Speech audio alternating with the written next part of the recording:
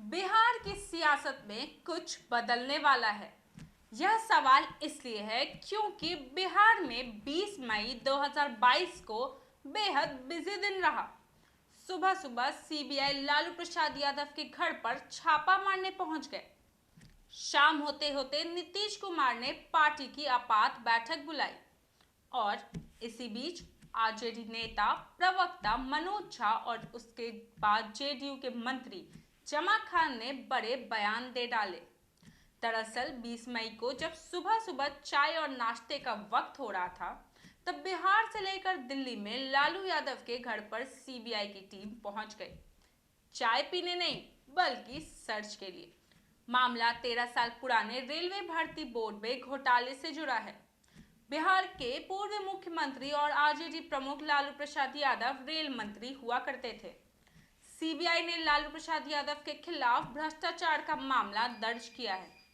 आरोप है कि 2000 से 2009 के बीच जब लालू प्रसाद यादव रेल मंत्री थे, उस दौरान जॉब लगवाने के बदले वह जमीन और प्लॉट लिए कर जाते थे। लेकिन अब सीबीआई के छापे पर सवाल उठ रहे हैं। सवाल इसलिए भी ज्यादा अहम हो जाता है क्योंकि पिछले कुछ दिनों में बिहार में राजनीति में हलचल कुछ अलग लेवल पर दिख रही है। इस दिशा को आरजेडी नेता और राज्यसभा सदस्य मनोज झा के बयान से भी समझ सकते हैं।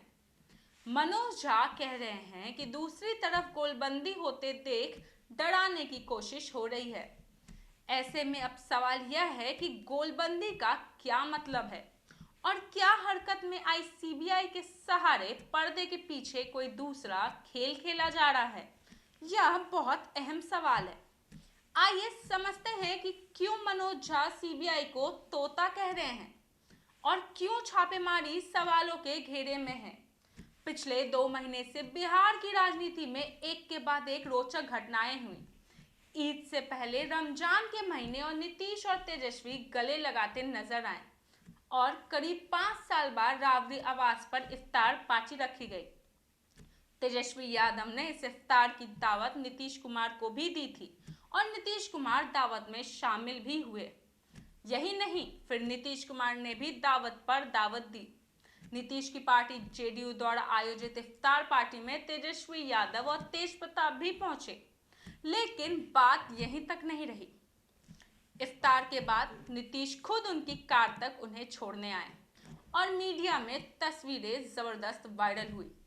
इन सारी घटनाओं के बाद 20 मई को जो हुआ, उससे कयासों का बाजार और गर्म हो गया है। नीतीश ने अपने आवास पर एक आपात बैठक बुलाई।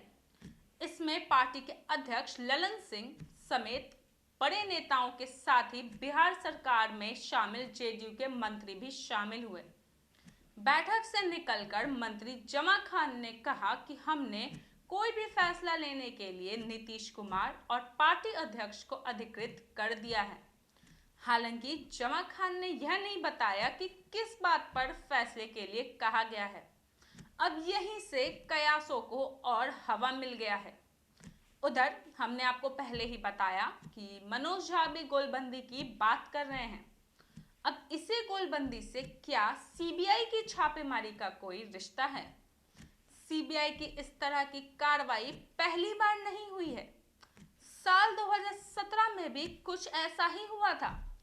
लालू के रेल मंत्री पद से हटने के 8 साल बाद साल 2017 में अचानक से रेलवे भर्ती बोर्ड में घोटाले का मामला उठा, जिसकी कीमत तेजस्वी यादव को अपनी कुर्सी गंवाकर चुकानी पड़ी थी जब नीतीश कुमार ने अपनी सत्ता छोड़ी थी।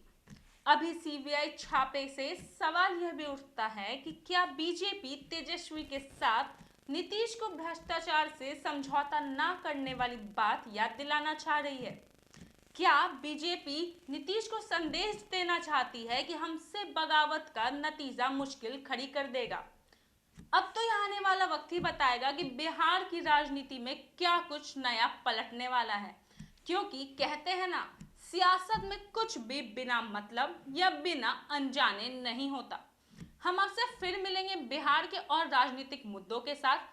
क्या कुछ होगा नया हम आपको बताएंगे। तब तक के लिए आप बने रहें न्यूज़ भारतवर्ष के साथ। मैं तन्वी, पटना।